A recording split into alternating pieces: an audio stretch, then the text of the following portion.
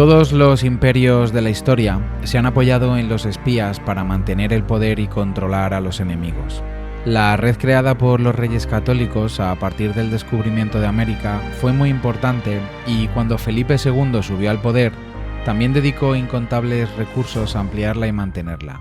Sus dimensiones y resultados fueron tan espectaculares en la segunda mitad del siglo XVI que no había un solo país que dedicase tanto dinero y agentes a recabar información como aquella España. En ese momento el vástago tomó la decisión de emplear como espías también a los embajadores, entre los cuales destacó Bernardino de Mendoza. Este fue destinado primero a Inglaterra y después a Francia, los dos países más importantes en el escenario político internacional y, por lo tanto, los principales rivales en la hegemonía de España. Bernardino lo fue todo en el Imperio Español, un militar formidable, un diplomático eficaz, un brillante escritor al servicio de la monarquía y, sobre todo, un agente sagaz. Y a pesar de ello, cayó en el olvido. En este vídeo vamos a recuperar su memoria.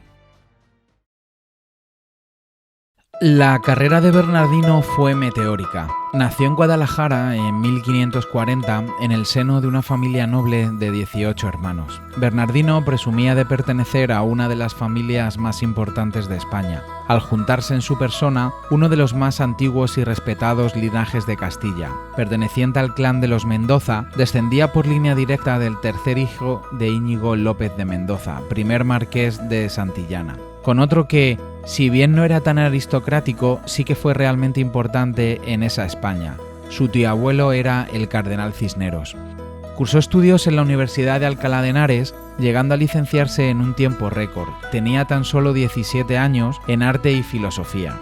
Pero el ardor y espíritu inquieto del joven Mendoza le llevaron a abandonar los estudios para dedicarse de lleno a la vocación de su vida, las armas. En 1563, se produjo su bautismo de fuego en la campaña de Orán, en el norte de África. Después también aparece en la toma del Peñón de Vélez de La Gomera y en 1565 acude a la llamada de socorro de la isla de Malta asediada por los turcos. Pronto se convirtió en uno de los hombres de confianza de Juan de Austria, lo que le llevó a los Países Bajos. Allí se erigió en un respetado capitán de caballería a las órdenes del duque de Alba. La primera misión de Bernardino fue conseguir fondos y hombres para los diezmados ejércitos de Flandes, que iban ganando su guerra contra los protestantes, pero con unas fuerzas limitadas. Ese mismo año se entrevistó por primera vez con Felipe II y consiguió que le concediera una serie de cédulas por valor de 400.000 escudos y la promesa de más soldados. Después recibió el encargo de reunirse en Londres con la reina Isabel I de Inglaterra para conseguir que España pudiera usar sus puertos con la expedición que se estaba organizando contra los protestantes holandeses. La misión fue un éxito y Felipe II se dio cuenta del potencial de Bernardino de Mendoza, por lo que le puso al frente de la Embajada de España en Londres. En ese momento, el cargo llevaba 6 años vacante por las complicadas relaciones con Isabel I, a pesar de que en aquel momento todavía era considerada vecina y aliada. La verdad es que Isabel ejercía un doble juego político con Felipe II. Por un lado, le temía y por eso intentaba mantener un aparente clima de buenas relaciones, pero por otro, hacía todo lo posible por minar su creciente poder en Europa. Entre los principales motivos de fricción que provocaba la política inglesa estaban la piratería de Francis Drake contra los intereses españoles en América, consentida y avalada por el gobierno inglés. Recordemos que estos hechos fueron bastante complicados para el Imperio Español porque para fletar un barco mercante habría que fletar otro de protección con el sobrecoste que suponían los envíos comerciales. Además, la ayuda soterrada de la reina Isabel a la causa de Guillermo de Orange en los Países Bajos, el acercamiento a Francia, intentando enemistarla con España a través del compromiso matrimonial de la reina con el hermano menor del rey de Francia, el duque de Alençon, matrimonio que por cierto nunca se llevó a efecto, el apoyo y cobijo prestado por el gobierno inglés al pretendiente a la corona portuguesa y, por tanto, oponente de Felipe II, Antonio, el prior de Crato, y la creciente persecución y acoso contra los católicos en Inglaterra. La reina de Inglaterra había incluso establecido penas de muerte contra todo aquel que no acudiera a los servicios religiosos anglicanos. Bernardino llegó a Inglaterra para ocupar su puesto en marzo de 1578. Hombre de rígidos principios contrarreformistas, católico a ultranza y de una fidelidad sin fisuras a su monarca y a los principios hegemónicos y religiosos que éste representaba, Mendoza llegó a ser conocido a lo largo de su carrera diplomática por su intolerancia hacia el dogma protestante y hacia todo lo que se opusiera a la hegemonía de la monarquía católica.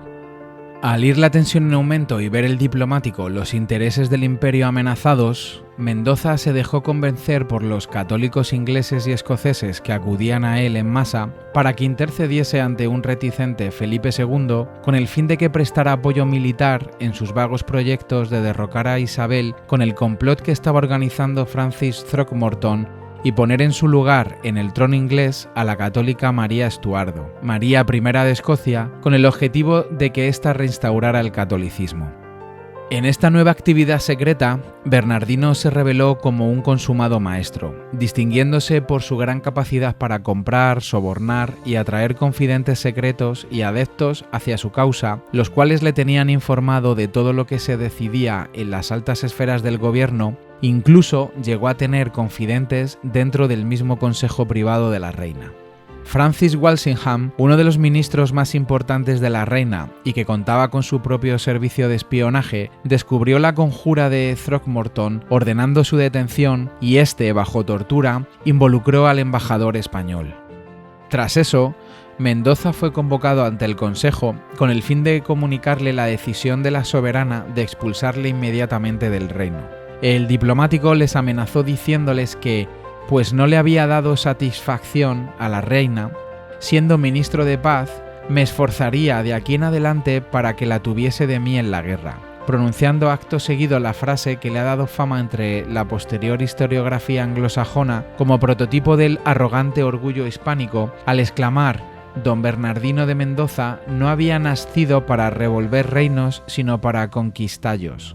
Mendoza salió de Inglaterra en enero de 1584. Desde este mismo momento, las relaciones hispano-inglesas pasaron de un estado de guerra fría en el que se mantenían las formas bajo la práctica diplomática del disimulo a un estado de franco y abierto enfrentamiento. De hecho, ya no hubo más intercambio de embajadores entre Inglaterra y España hasta después de la muerte de ambos soberanos ya en el siglo XVII. Sin embargo, Felipe II, lejos de amonestar a su embajador por haber alejado para siempre la esperanza de un entendimiento con Inglaterra, le nombró inmediatamente su embajador en Francia, desde donde Bernardino continuó tramando complots contra sus enemigos declarados de Inglaterra.